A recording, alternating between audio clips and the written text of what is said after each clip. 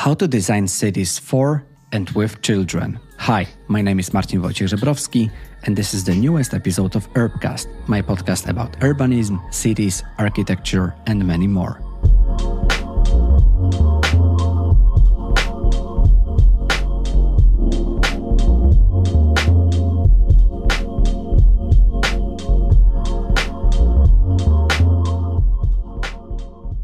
And today I have a great pleasure to talk to Marie Astrup, who is the founder and urban play designer at OP NED, which is translated into Up and Down, in which together with her team, she creates unique spaces for children. She works in the field of architecture, design, and art, combined with an understanding for humor, play, and all activities that make the life worth living.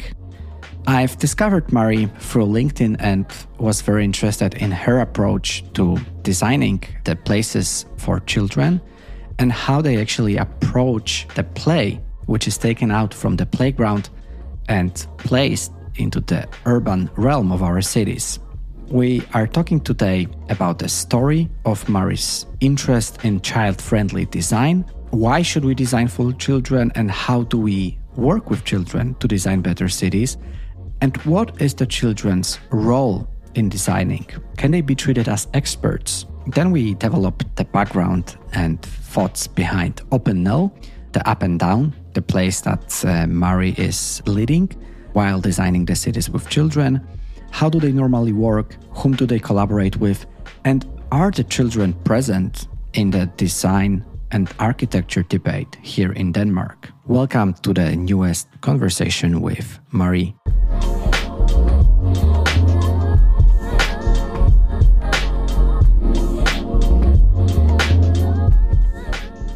Let me just start with saying that I'm very happy that you are here, and that we will be able to talk about OP NED, which is Up and Down in Danish. Marie, you create the unique spaces for children, and I'm very pleased to welcome you in the podcast. Hi, and thank you very much. Likewise. I think that it's so important to talk about the children's perspective in design, in architecture, in urban planning, and especially that we are in Denmark, in a country that might be associated with a very children-friendly, and I'm not meaning here only Billund and Legoland, but in general, in public spaces, and this is something that we will talk about and try to see today. I would like us to inspire the listeners. I assume that we might be now listened to by different designers, architects, and so on. I'm very curious, how and when did you actually start to get your interest into child-friendly design? Because I don't think it is something very, very common for designers, and not only designers, to do. Well, I started, I'm an educated industrial designer, so I've been working in that area for some time. And then I got a job at a playground company who make architectural theme playgrounds. And I worked there for some time, and I was wondering, why don't we ever involve children in our design? We don't even hear their opinion. So I made at some point a time lapse over one of our playgrounds. It's out in Nørrebro in Copenhagen, called the Bermuda Triangle, where there's a crashed plane and a crashed boat. And I was like putting up a camera and do a time lapse over a day to see how the children were playing with our playground. And I noticed that no one was playing Sunken Ship or Flight Accident, as the theme was for the playground. But they played a lot of other things. For example, they used the wings on the airplane as stages, and some girls were like doing a dance show, and they were doing a lot of like Catch Me If You Can kind of play, and they were like hiding, and they were like building up things and putting sand all over it. And I like, okay, but we're not designing for the children. We're designing for ourselves or for the customers who have money, but not for the user. And that tricked something in me. And then I had some dialogues with the design school in Kolding, where they have a new, now it's 5 years old, but back then it was a new direction called Design for Play. And also in Billund, they have an office called Capital of Children, where they also work a lot with this children involvement. And I got super engaged in this with like, why don't we design for children when the user is children? So that's the start, and that's like 6-7 years ago or something. How can you even design for children, but without them? You mentioned that you've been working for the company designing playgrounds. So it seems to me that the children should be the main kind of people that are involved in the design process, but it was otherwise. Do you know why? Why could it be like this? I think it's because there's like there's somebody who's buying a playground, and then there's the user, and it's not the same person. And I've sometimes made the example, like if the redesign, for example, for the people who are maintaining the playground, and we are designing for like a museum who want to send a signal, but we are not designing for the end user. And I had an example with if the car designer was only designing for the mechanic instead of the end user, it would be a different kind of car, definitely. Yes. And it's a little bit what we're doing with playgrounds. They're designed for like those who have to cut the grass underneath them, or those who have to like send a signal that looks good, or we think of children or something like that.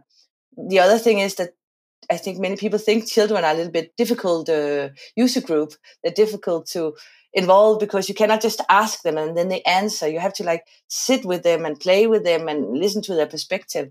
And that takes a little bit of time, and like you have to get close with them before you actually hear what they are thinking about in their everyday life. Mm-hmm. So that's a hurdle for I think, like a commune who wants to put up a playground. It's like, like, how do we involve the children? How do we facilitate this? I think that it's an interesting perspective about the children's role in the design, and I would love to discuss that in a moment. Mm-hmm.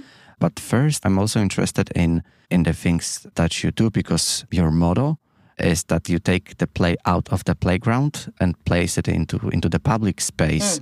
And then I started to wonder, should we do it that way? Isn't it that the playground is the place that we should play, and the public space is something else, is something that has to be very safe, and that there should be this clear border between the play space and the public space? Well, children make up 30% of the urban population worldwide. The UN says that in 2030, 75% of all children will live their whole life in the childhood. So I don't think that you can like put a play into a box and say, okay, it's only here you can play, because children's everyday life is play. That's how they are in the world. So if you say you can only go here and now you can play, and now you have to pretend like you're an adult in the rest of the city, it doesn't make sense. And the other take is that cities that are safe to play in and safe to be a child in is also more pleasant for adults. So it's not like we take something out.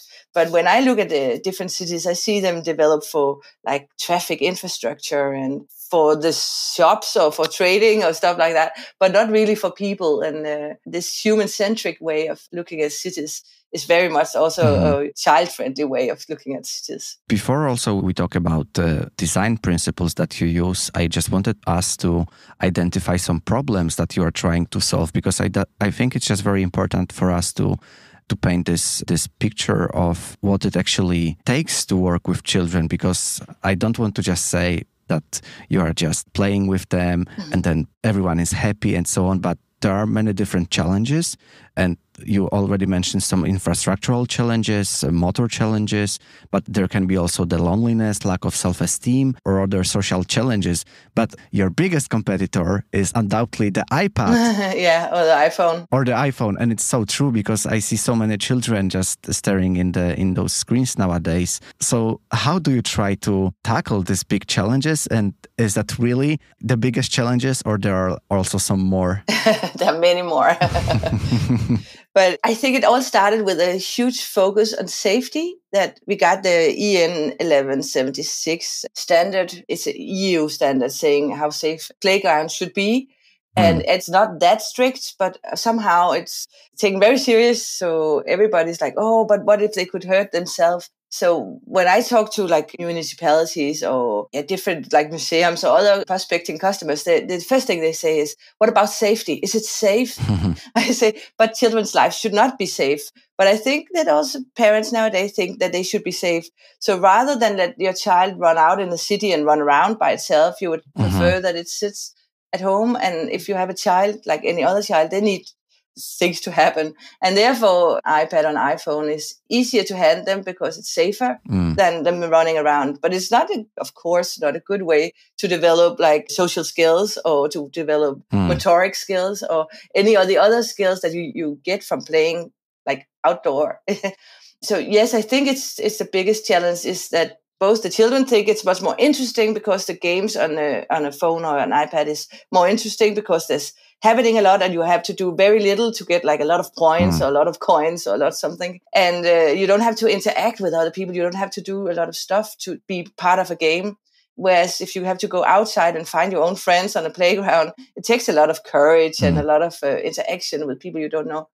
And I have not solved it yet, but I'm talking a lot with different experts, and I want to put out like a think tank of how we can make modern playgrounds. And I don't think we do that now in Denmark in general or in the world, that are as interesting for children nowadays as like the iPad. Because when you look at like indoor play and outdoor play historically, then indoor play was a little bit like building blocks or playing with dolls, and outdoor play was playing in a swing or in a playhouse. But now when you look at indoor play, it's like super high-tech games, look like cartoons and are really fun. And outdoor play is still a swing and a playhouse. So I think we have something like, we also have to make it like a little more advanced and interesting playgrounds. And that could be done in lots of different ways. And I haven't found the key to it yet, but I'm trying to get closer to it by working with children on this topic. So you mean that the outdoor playgrounds, the outdoor play didn't catch up with the standards of modern children? I think so, yeah. I think many kids they stop playing outside when they're 6 or 7, like when they start school age, because it's super boring. It's like like if you go to a normal playground, they have tried it all and they know how it works. So, and it's very, it stands very still. It's not moving. There's nothing happening. And I think we could do so much. We could, use their own power to create electricity inside the houses. Or we could do stuff like make it more exciting. But I need to dive deeper into how can we compete better. So it's actually more attractive to go outside than staying inside.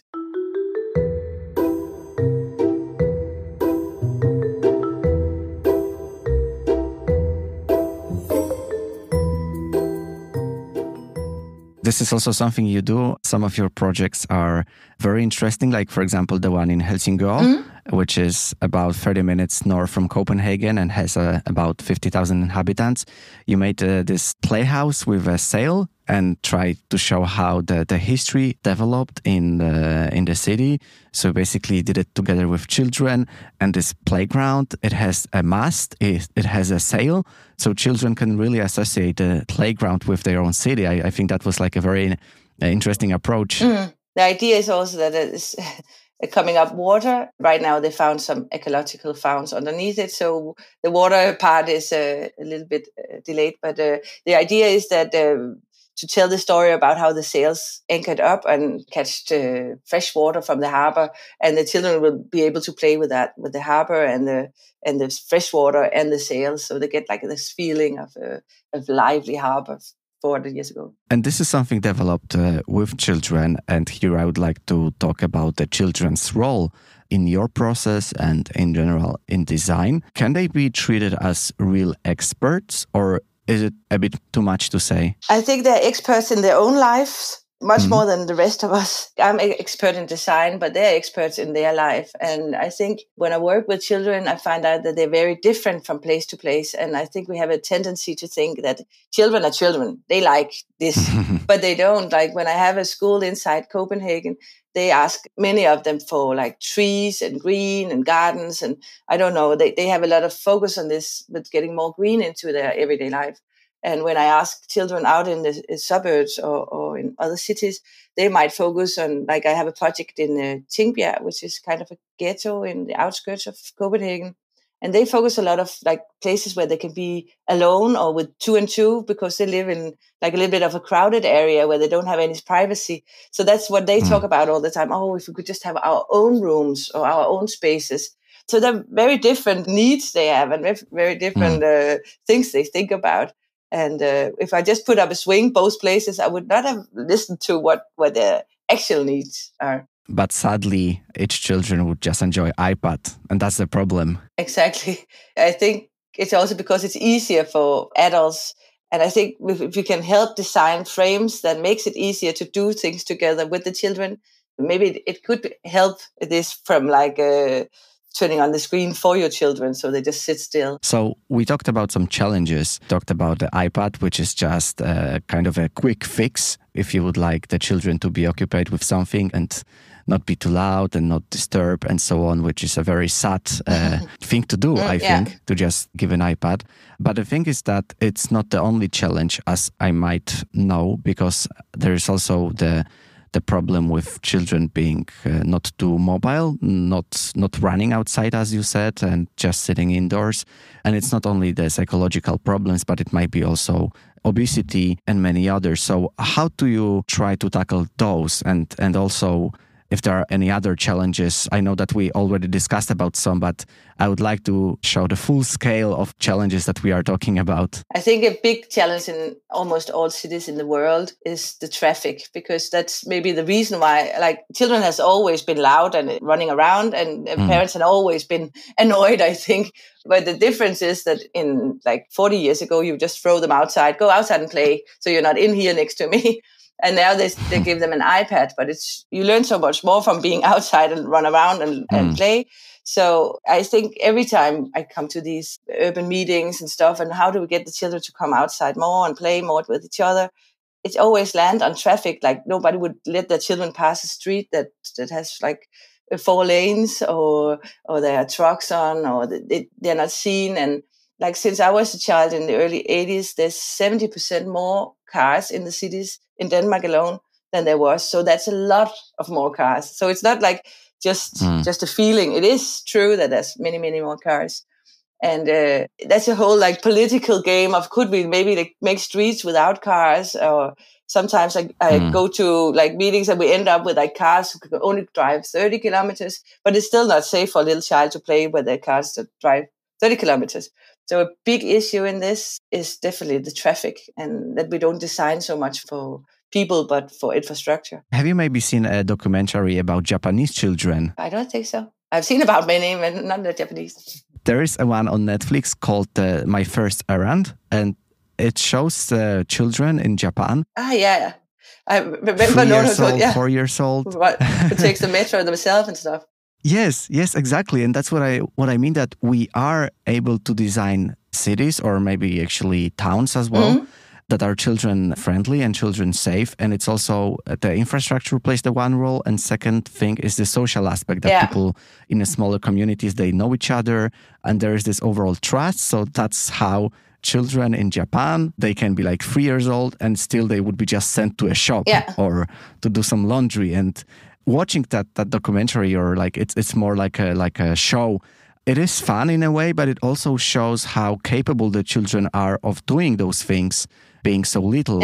Whereas in different cultures, also here in Europe, we tend to just try to just maybe put, as you said, our children into a safety room, safety place, but it is not the point for them to be only safe, right? Exactly. Actually, it's the point for them to be unsafe, because they learn they learn a lot from like falling down. Then they know how to grab, or they know how to use their balance and tackle difficult situations. So I think it's actually a point that we make places more unsafe and more scary. Of course, they have to be like, not they should not could die from it, but a broken leg or a broken arm is actually a good thing when you're little, because then you have learned a lot and you have gone to the border of what your capacity is, and you know where it is.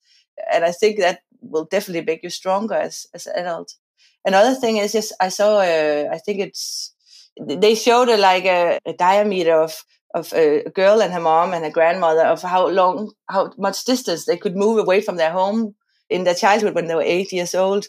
And the daughter, who is like child now, she could like move around 300 meters from her house by herself. And the mom could run around in the neighborhood like 3 or 4 kilometers, maybe in all square meters. And the grandmom, she was like all over Copenhagen. She just took the train around and like, I don't know, 30 kilometers away. And that says a little bit about like, and it's not like it's more unsafe. It's not like kids are getting kidnapped nowadays more than 80 years ago. It's not more unsafe to be a child nowadays. It's just a perceived feeling of unsafetyness, and then a lot more traffic.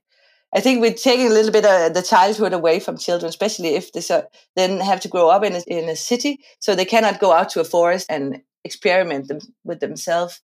If the only experiments are in a very, very safe playground, I think we are not supporting healthy child at all. That's why I think that suburbanization is so tempting for many families to just move out. And of course, we see it all over the world that you have this dream of safety, of privacy. That's why you move out and take your children with you, of course. And this is how you try to create this sterile framework for children. But actually, I don't think it's the right thing to do.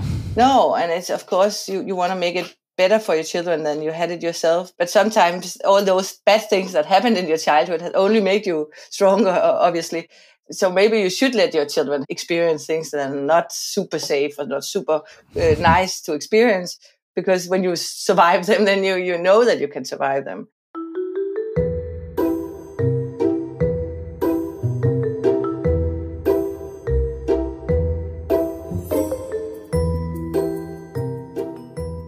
So providing children with some level of safety, but in a way that they still can experience things and have some bruises and just learn by playing. I think this is one of my key takeaways from our discussion. And here I also would like to talk more about your design principles in OP NED, up and down. What are your working methods? What are the things that you also learned over the years and implemented as a method? Well, we're based on this co-creation with children. So our design process is taking in the children as much as possible. And we have developed this kind of masterclass where we go out and meet with the children over 5 afternoons, for example. It depends a little bit of the age group, how much we can involve them also in the design process, but definitely in the research and the ideation process. And yeah, we're of course, kind of based on design thinking. So we researching, testing, and designing, and then we're testing again and making small prototypes. And we try to have the children as much in it as possible. I think that's the difficult part, where you have to you have to push them a lot, because if you just ask children the first time, what would you like in this play area, then they would say a swing or carousel or something, what they imagine a play area is. So you have to move a little further and ask them, what would be the most boring playground? What would be the opposite of that? Or what would be the most thrilling things you have experienced? How can we okay, so you like surprises. How can we develop something that is surprising every time? So it's a process, and you also have to get to know the children that you work with. You cannot just go there and have 2 hours and then it's enough. I came around finding out that they need 2 or 3 times just to get to feel safe with me, to come up with a little more crazy ideas and actually say how they feel. The project we're doing right now in Tingbjerg, the girls said, after 3 times, they said, but there's only activity for boys. And I went around with them and I could see that there was no spaces that were not computer games or football. It was more or less what it was. And they did tell me that the first or the second time. It was only when they felt safe with me and felt safe that they could say what they thought. Then they started telling me a little bit what was disappointing. And also because children are taught to tell us what we want to hear as adults. In school, they do you know the answer? And they put up the finger and they answer the right answer. But when I don't want the right answer, I want them to tell what they think. And that's difficult for them. So I have to tell them a lot of stupid things about myself before they start telling what they might think is stupid to begin with. Yeah, it's a bit of a process that it takes a bit of time. The example of a school is something that makes me a bit upset, because that's true. Since the youngest years, we are taught to have the correct answer and try to behave and so on. Maybe it's a bigger of a topic, so maybe we could just tackle that in a different discussion. Here I would like to come back to what you do, because it's not that you only develop the playgrounds, but you developed urban spaces for children and the young people. What is a process? What is a typical process of your work? Is there a typical process, or it really depends on the site? It depends a lot of the site, and also depends on how important it is for the customer to involve children. This project in Tingbjerg, it was very important to get the children into the process, because everybody else has been already invited, and they were like, okay, but we need to have a view from the children as well. They are developing a new young club area, so they needed to have the children as well. And the process in Elsinore that you mentioned earlier with the sail, they were just like, okay, but let's test it with children. So we came up with a design, and then we had children come and test it and tell what they say, so we could like redesign it so it fitted better what they thought was fun and not fun. So it depends a little bit of how much are we allowed to involve the children, because it's a long process, and sometimes it ends up with a little from them because they agree with what I come up with, or they don't have an idea, or it's not possible to develop the ideas that they want. So for like a municipality who invest in that, they should also be willing to say, okay, we got a lot of input and we would like to implement it, but we can only implement it little by little because it's like a huge change. For example, we would like less traffic around our kindergarten. If that's a huge thing, then it cannot be done by tomorrow. It might take years before they can actually make a whole new infrastructure around a kindergarten or a club. At that point, it's a little bit depending on the economy in the project also. Yes, developing public spaces, especially with such a big input from different groups and children involved as well, it might take time. Talking a bit more about the process itself, whom do you collaborate with? And also who is most often the client of such a project? Is it most of the times municipality or some private clients as well? It's very often municipalities. And then I had worked with some museums, because if they have like an exhibition and they want to also tell it to smaller children, all these signs and all this explanation doesn't work. They have to play it in. So we try to find a way to like develop the story with play. And then I had some, I don't know what it's called, almen boligforeninger, social rental housing. These units where they like have made a new area, or they have like torn down walls and then made a new area in the middle. So they have to like integrate children from different kinds of housings. I have also done a couple of projects like that. And that's really fun because they live like their neighbors, but they have never played together. And then they meet together in a workshop and have to develop a place where they can play together. And they're really good at that. And it's also really fun to making these integration projects. Do you collaborate with architects at all? Yeah, definitely. And I have also to work close with architects, because I also need to I have like a freelance architect who works for me, because we need to know how and where and with wind, and if you build something big, how does it work on the shades and undergrounds and stuff. So we work with them, but we also work for them, like coming up, and that's mostly as consultants. So if they want to make a new city park in Nordhavn, then they will ask me, what could we do to integrate young people, for example? And do we have some ideas of where and how, and what would be a good way to do that? Yeah, that's mostly what I do together with architects. This question was a base for the next one, because I was wondering, do you feel like children-focused design is present in the architectural or design debate in Denmark? I think there is maybe an awakening. I have been invited a couple of times for debates on girls' involvement in urban design. And that's new. I have been talking about it for years. Like the young girls don't use the urban spaces at all. But now it seems like there's both the Copenhagen Commune, but also the national sport unions and stuff are talking about how can we get the girls to use the urban spaces more. So that's like a little area. I don't think there's much talk about small children's use of the city, which I would like children from 0 to 12. They don't have much voice. And the thing is that when you get 12 to 16, you can actually talk and you can speak up and you can also complain. But when you're younger, you don't complain. You just take what there is. And what is easy to make is just a playground and put it there. So I don't think it's much... No, I don't think it is. But I think there's a more human-centric focus on developing new neighborhoods and new cities. In a human-centric approach, there's also a children-friendly approach.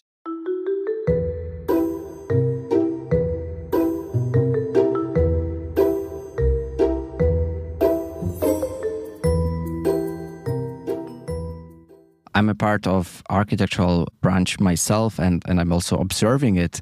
And I think that we unfortunately deviate from those children-friendly topics when we think about how the urban development looks like nowadays, also in Denmark. Like when we talk about Copenhagen we start talking about some mega projects like Lynette Holman, for example. And let's, of course, not get too political in this conversation in here. But what is your view on that? Like, don't we just focus too much on those mega projects instead of like really looking around us and talk to different users a bit more? Because I think my point is that I don't see children in this debate about the mega projects, especially. No, I agree. I don't see them either. And because it's my focus, I notice it all the time. I'm like, why don't they involve the children? If they want families to live here, why is it not like a children-friendly area to begin with? And then you could find out the rest. But I don't see that. But then in Billund, they're developing, of course, it's also with Lego money, but they're developing a whole new, I think half the size of Billund itself, a new city area or urban area where it's going to be really children friendly. So they're developing like play in every corner and trying to make an area that is actually super interesting for children.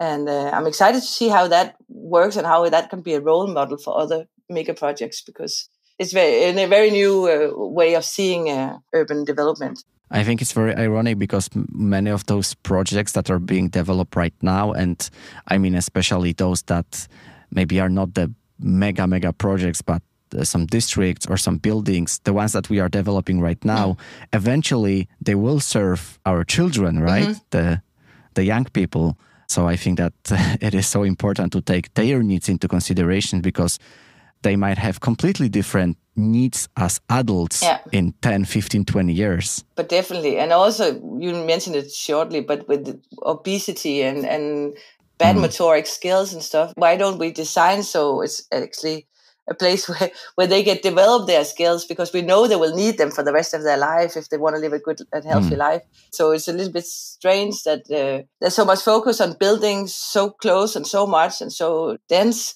and so little focus on how the life quality, also for adults, but especially for children in these new areas. I would like to ask at least one more question, which will be more focused on challenges. Again, I like to talk about the challenges because it's very inspiring. How can you overcome the challenges? And this one here is, what was your most challenging project and what have you learned with it? I think all projects are a bit challenging in different ways.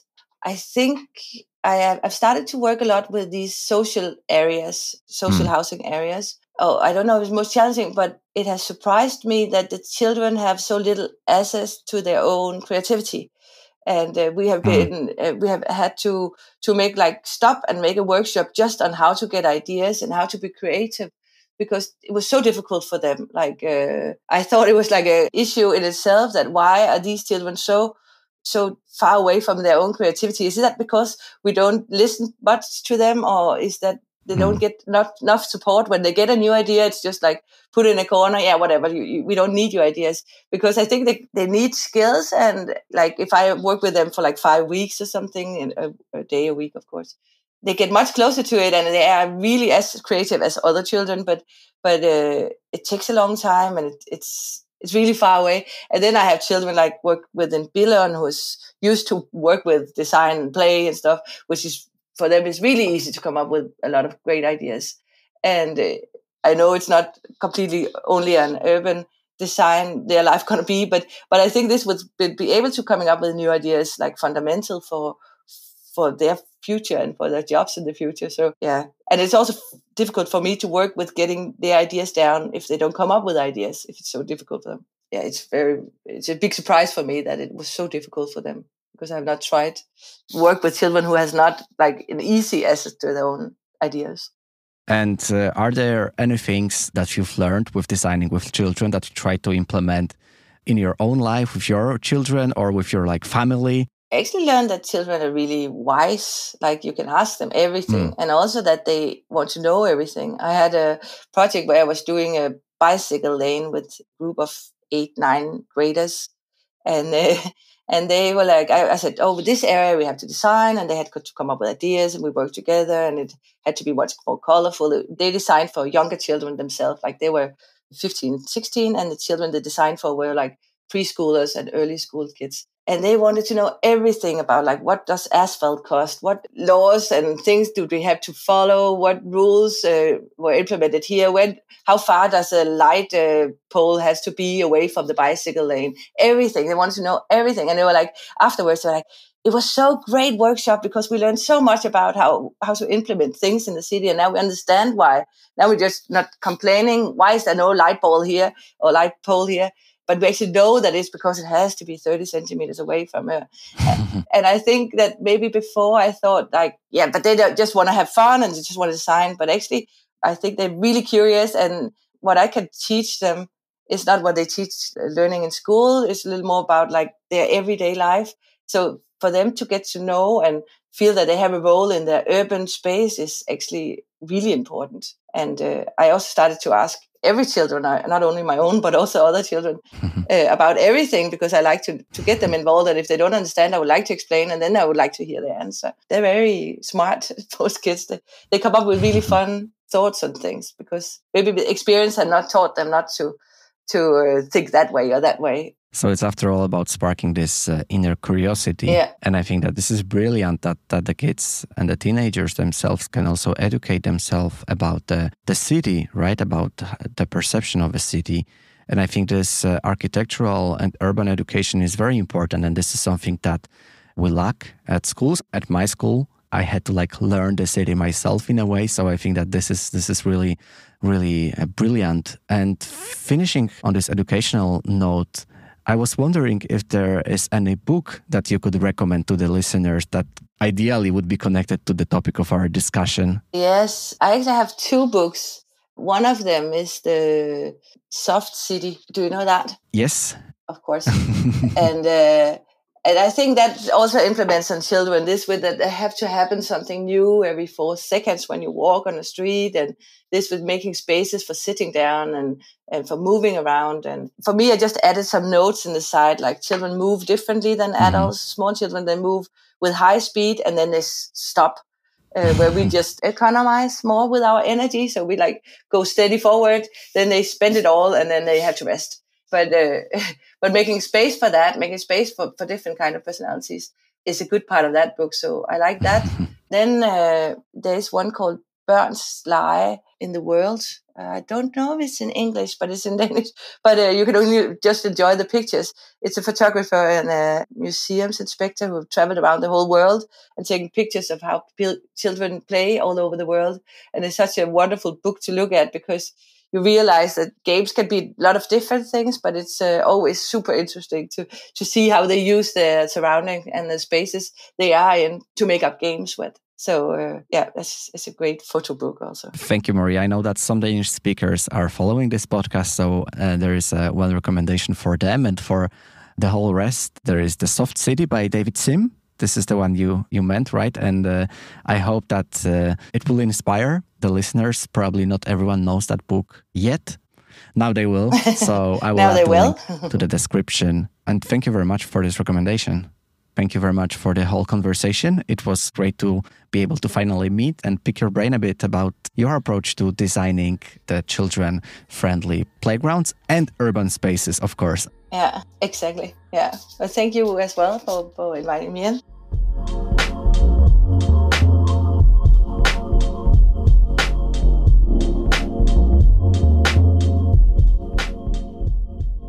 Thank you for listening to the newest conversation with Marie. And I hope that you managed to learn something about how to design the children's friendly cities, and that it's not only about how the playgrounds look like, but the play should be actually allowed for the children outside the playgrounds, and that they should be able to experience the city themselves, to get some bruises and to learn what does it mean to be part of the city. Why shouldn't they be just silenced with iPads, and why it is really, really beneficial for them to be part of what's happening in the public realm of our cities. If you found that conversation interesting or useful, please share it with someone else who also might like it and benefit or learn something from listening to it. Thank you, and talk to you soon.